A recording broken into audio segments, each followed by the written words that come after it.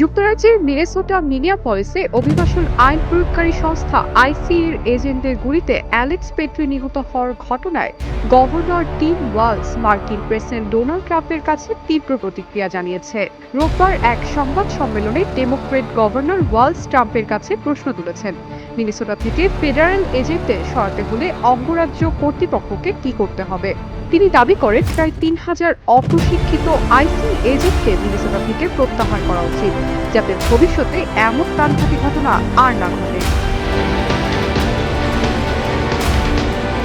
পেট্রির মৃত্যুর ঘটনায় স্বাধীন তদন্তের দাবি জোরালো হয়ে উঠেছে। ট্রাম্প প্রশাসনের জ্যেষ্ঠ কর্মকর্তারা দাবি করছেন পেট্রি এজেন্টদের ক্ষতি করার চেষ্টা করেছিল এবং তার কাছে একটি হ্যান্ডগানও পাওয়া গেছে। তবে সামাজিক যোগাযোগ মাধ্যমে ছড়িয়ে পড়া ভিডিও ফুটেজ প্রশাসনের দাবির সঙ্গে সাংঘর্ষিক চিত্র তুলে ধরেছে।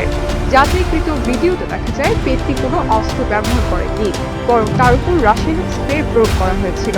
তাকে মাটিতে ফেলে দেওয়া হয় এবং কয়েক সেকেন্ডের মধ্যে প্রায় 10 বার গুলি করা হয়।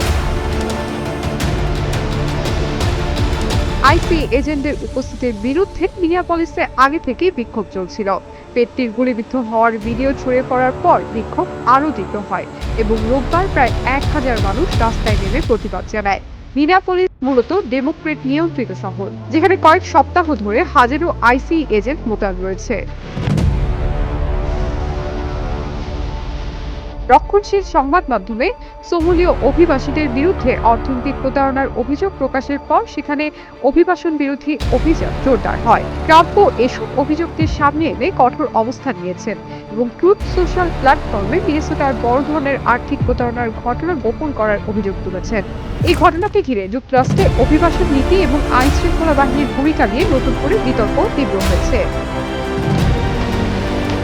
Shiny Alam Chowdhury, Dhaka journal.